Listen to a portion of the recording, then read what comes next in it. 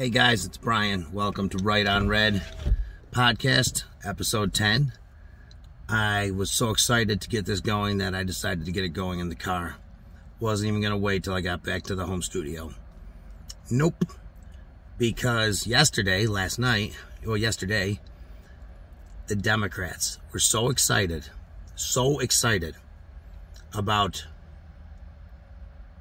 putting the nail in the coffin to Donald Trump.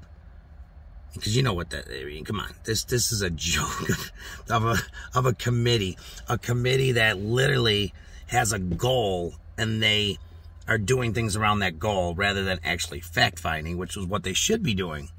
Any witness or any person that doesn't fit that narrative that they want shown and the conclusion that they want shown doesn't get called, which is really great on how they did this one.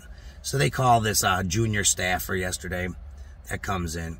Now, remind you, she'd been in 5 previous times already testifying and didn't say any of this, any close. She even complained after the second time going in that she felt like she was being forced to testify because Mark Meadows wouldn't. And that's who she worked for, who was the chief of staff for Donald Trump. Anyway, so she goes in. New lawyer now, a Democratic lawyer. Trump turned her down from a job about a month ago, and a new vendetta.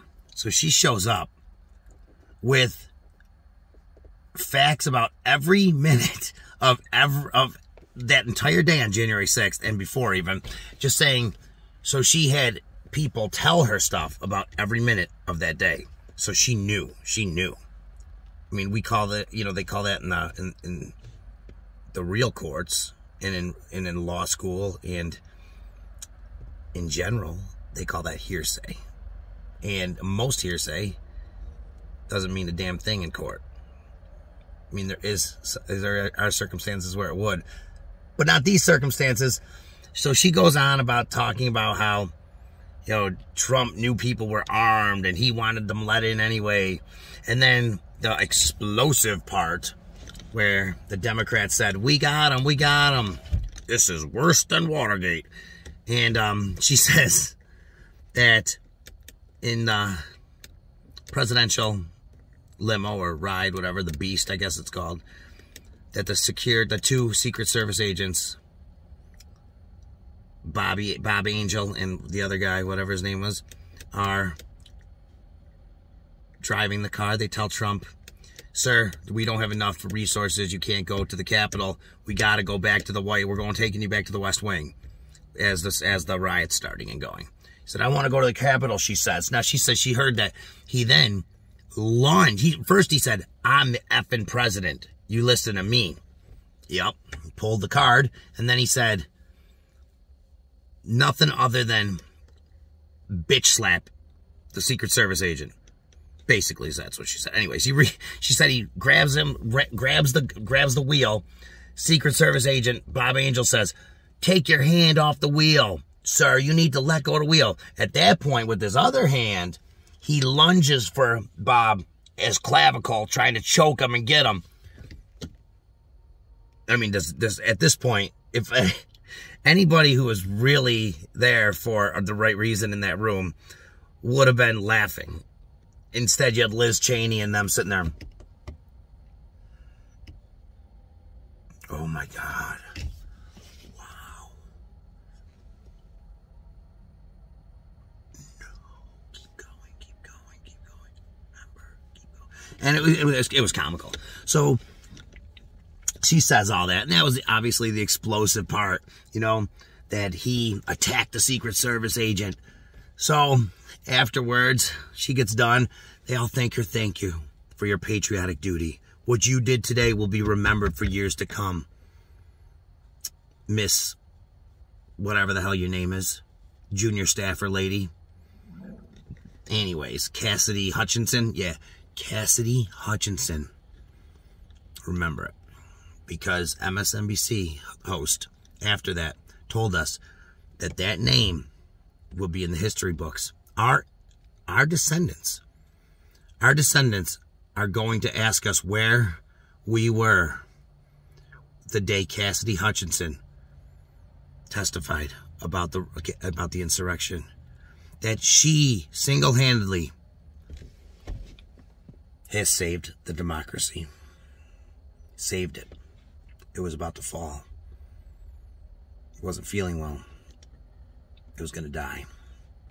She brought it back to life with 2 paddles and her heart and her testimony. Obviously,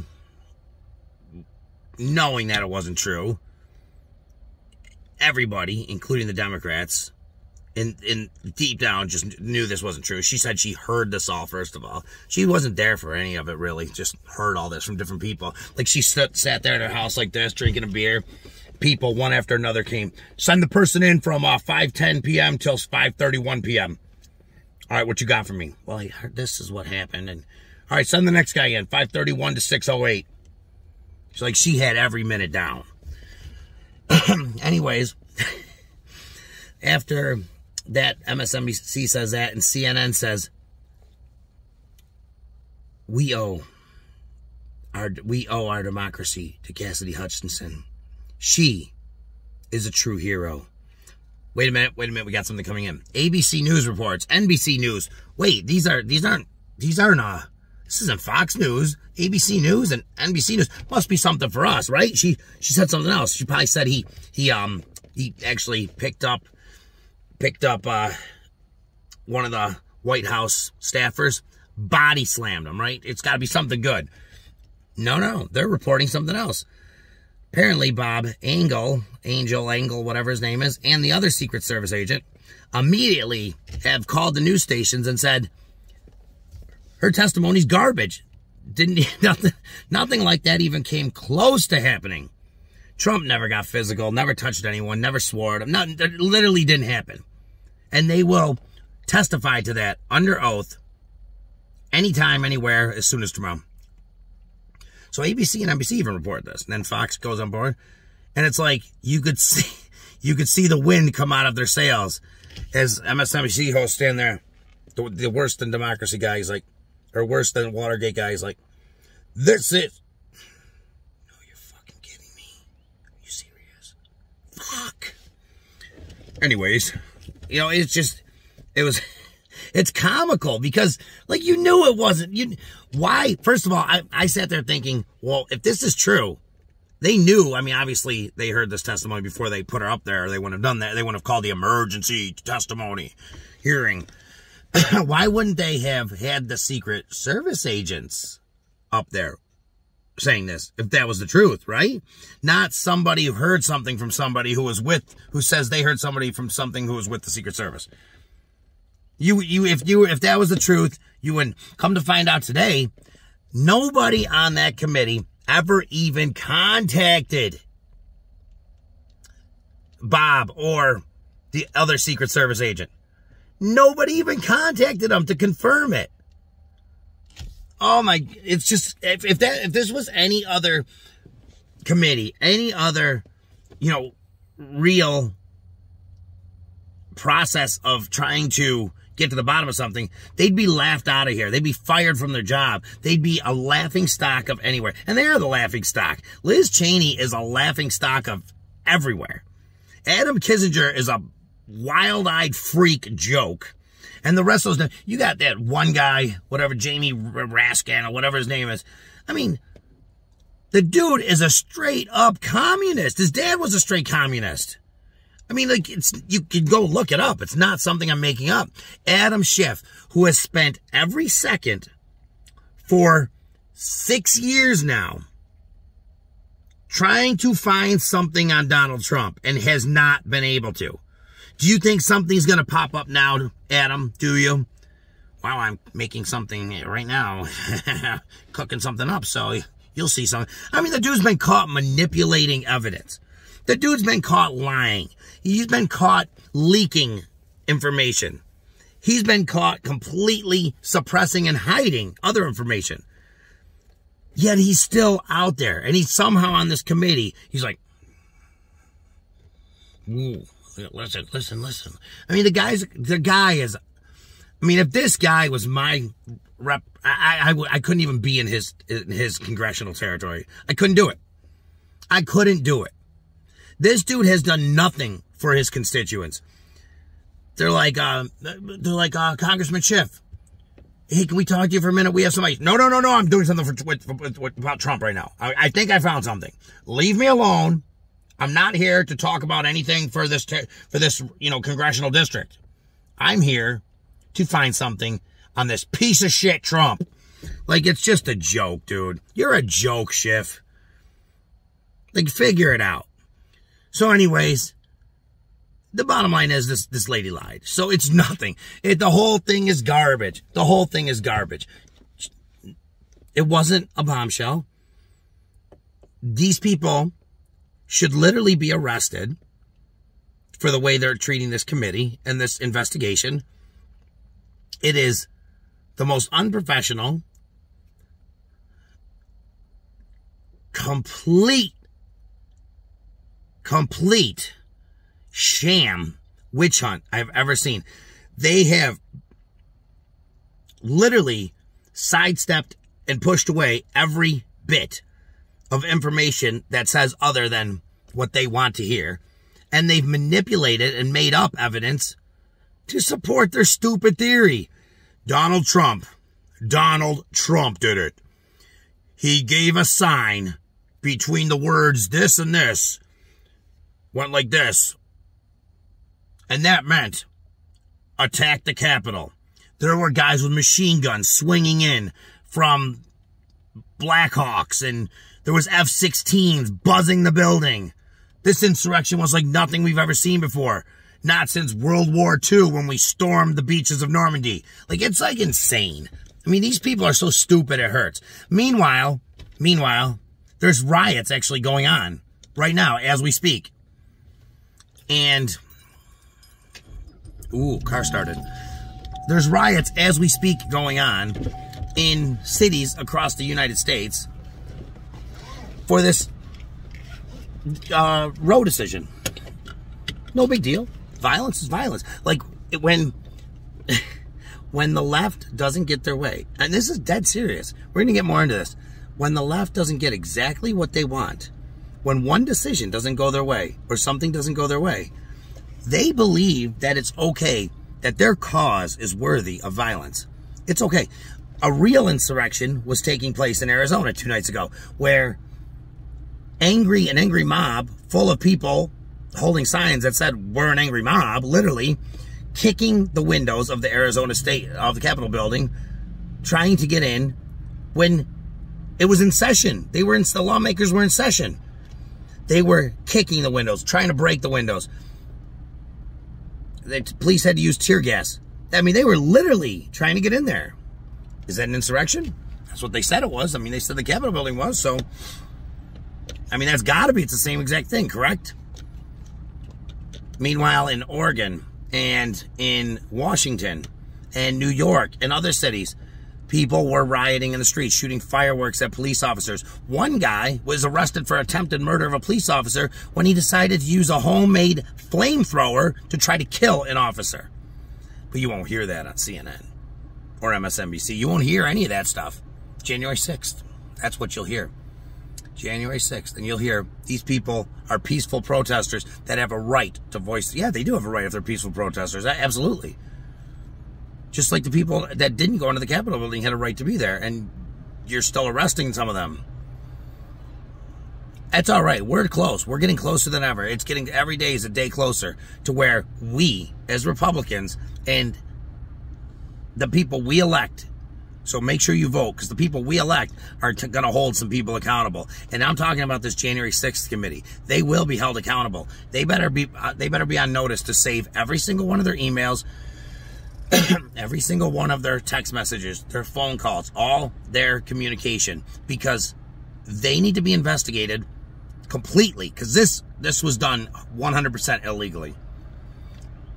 And they need to be investigated and maybe even arrested, because this is a joke. This is an absolute. I've never seen in my life. Oh yeah, I have the impeachments.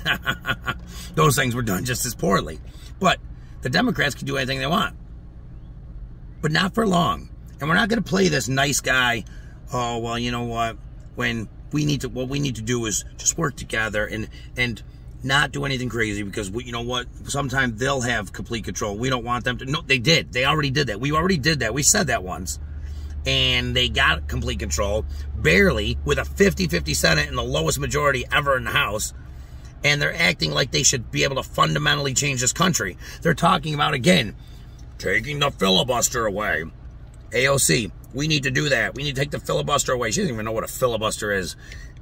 Talking about, we need to stack the courts. We need to put more people on the courts because this court is an activist court. No, it's not an activist court. An activist court would have overturned Roe and said that every life is worth protecting, and therefore abortion is illegal in the United States. That's an activist court. They didn't do that, though. They followed the Constitution and sent it back to the states. So again, people in Oregon and Washington who are rioting and flipping out when their laws aren't going to change one bit for abortion, not even a little bit. But they're so damn stupid, they don't know. I mean, let me touch on this. I heard last night, there was on one of the shows I watch, there was an author called Liberal Misery is the book. You should look at it. And it talks about some data that's actually, and evidence that's actually been researched and found that people who label themselves liberal or progressive are just miserable people. They are more depressed. They're more likely to be on depression or anxiety medication or some other drug. They're more likely to get violent. They're more likely to be miserable. They're more likely to be unhappy. They're more likely to hate their job. They're more likely to get in fights with their spouse. They're more likely to have come from a family where the parents either didn't care or were just miserable parents. They're more likely to not be socially, accepted, and more likely to just be someone who just doesn't want to socialize with anybody. They're just miserable. More likely to, they're less likely to tip over 20%. They're less likely to spend time with friends on the weekends. They're less likely to watch sports or engage in sports. They're less likely to go to the gym. They're less likely, and it goes on. The bottom line is they are miserable human beings. I've said and I'm not talking about regular moderate Democrats like the Joe Manchins and the Kirsten Sinemas and many other people out there. I'm talking about progressives, hard liberals. I mean, I've said for a while now, and there is also evidence supporting this, that it is, to be that far left, you have a mental illness. Progressivism is a mental illness, 100%. If you believe in what you believe in, and nothing can change your mind, where it's to the point where even if the proof is put in front of you, in front of your face, read to you, and then given to you to keep, you still don't believe it, and you still won't accept it. That's called a mental illness. It's called crazy. It's called insane. Doing the same thing over and over again, expecting a different result, is insane, right? And that's pretty much the same thing. You're believing the same thing over and over again and expecting it to be true, and it's not, and it never will be. And I mean, and I think they've come to the point where they've not accepted, but realize that this November is going to be a bloodbath. And they don't know what to do. They truly don't know what to do. They've used the Supreme Court as a little personal play toy for the last 4 decades, and they don't have that anymore. They have a real court, real court there, who's actually going to enforce the Constitution and actually judge on constitutional law.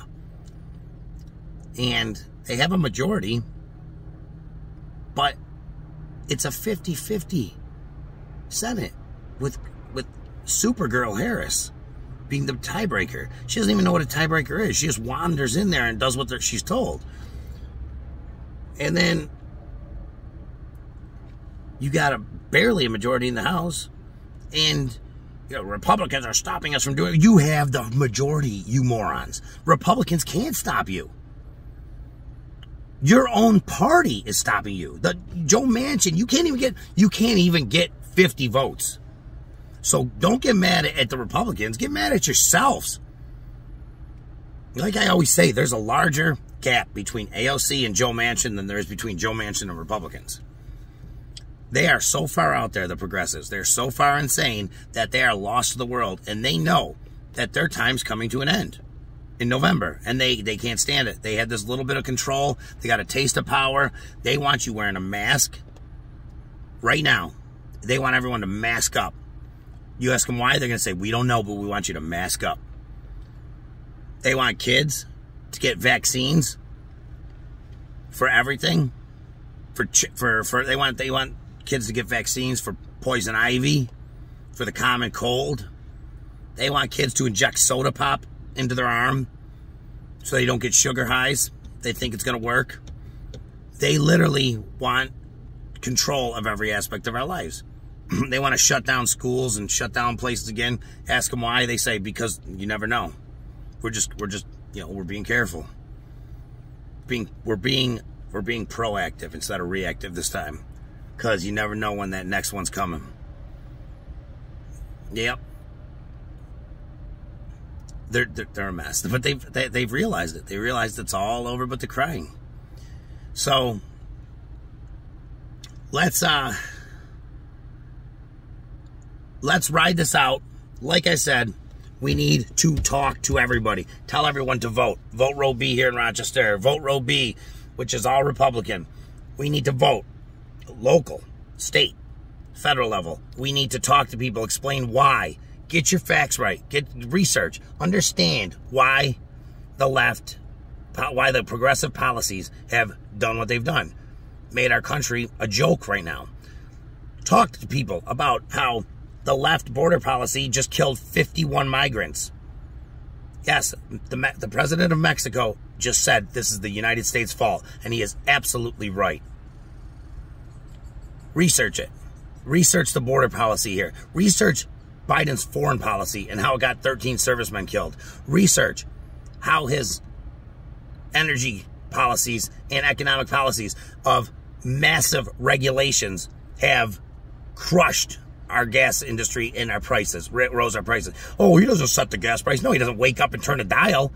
But his regulations have wreaked havoc on our energy industry. It's just a fact. Research it and see. And then talk to people, debate people, get people to get out and vote. We need it. We need all of us to do what we got to do. Thanks, guys, for tuning in. Short episode, but I wanted to get to that point. I wanted to tell everybody, yo, let's roll with this. This November is going to be great. So let's roll. Thanks, guys.